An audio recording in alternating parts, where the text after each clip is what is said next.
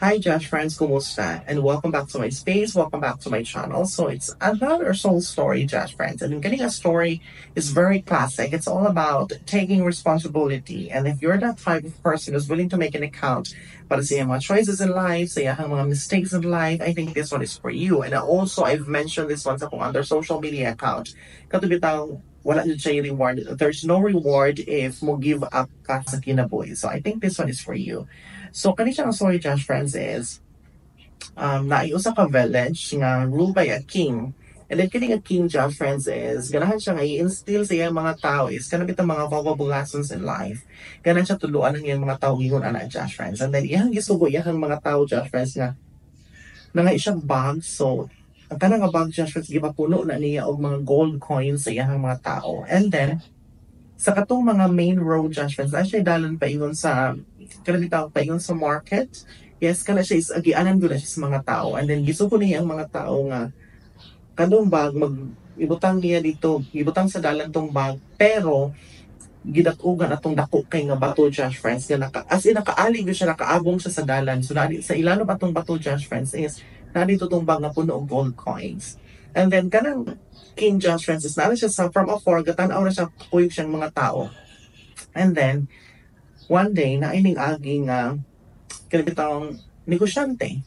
Pagkakita niya, Josh friends, nga naida ko king bato nga nag-ali sa dalan, wala siya, niliko na siya, ni-U-turn siya, kaya para maabot siya sa kung asa siya mo anto, pero gabagulbul siya. And then, the second time nga naining agi is, wala siya gibuhat, Josh friends, sige na siya reklamo, and then, balik na po siya sa agi.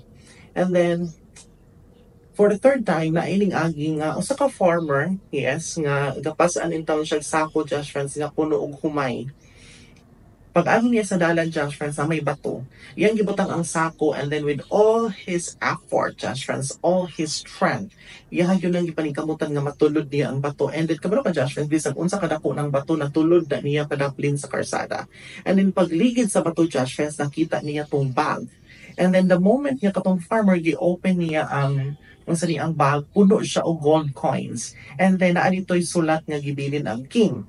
Ngayon siya nga, kani siya is reward ni siya sa mga sa tao nga makakuhaan ni reward ni siya for not complaining but taking responsibility, di ba? So sa tong kinabuhi, Josh friends, no, daghan kay tang problema yung giatubang kada adlaw, wala pa masulbad ang usa, there's another one problem yung kinahanglan nato sulbaron.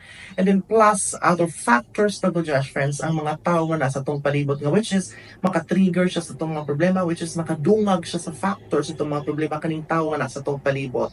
And sometimes because of that, we do love complaining. And once we complain, Josh friends, nothing will change. Nothing will change if we continue to complain. Okay, if we're not doing something, just friends, to solve that problem, we're not doing something just to, get something sa itong kinabuhi, just friends. Ang atong kinabuhi is just to complain, not taking responsibility, because I do believe, just friends, I know some of you might not agree nga, most of our problems, just friends, is a result, yes, sa to ang mga decision nga gihimo gahapon. So most of the time, ang atong mga problema kita gihimo na, just friends. And if you're not willing to make an account, to take that responsibility sa mga decision, Josh friends, and then yet you still mag-complain lagi ako kasi kagreklamo, wala gyud mausap, Josh friends. You will remain in that position. You will remain in that situation nga wala na sulbad imong problema kasi kag bagulbol. So if we start working on something, no matter how big the problem is, if we're willing, regular judgments nga buhaton ang tanan, that's your solution.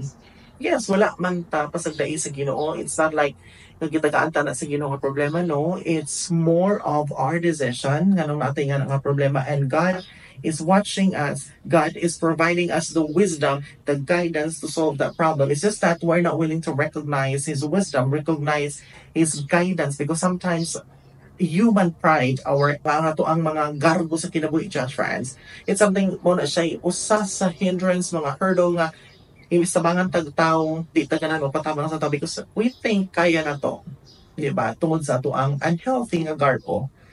Yes, so I hope, Josh friends, nga in that story, you will learn something, and it's something that you might think about responsibility taking and responsibility or making an account sa tuong mga decisions sa kinabuhi, making an account to at least do something para sa tuang kaugalingon, Josh friends. If you want to achieve something better, then we have to work on that. Kaya ang success, ang ato ang ipangayo, Josh friends, ang success wala man na siya gihatag instantly. You need to work. Yes, kailangan na to na siyang trabahuan, Josh friends.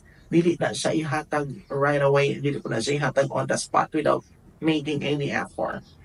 Yes. So I hope, just friends, that yes, you learned something from this episode, and I hope that you will still continue to support my episodes, my soul stories, my channel, my page. I hope that you will always, yes, always send me the results of our conversation because I really do love reading your comments.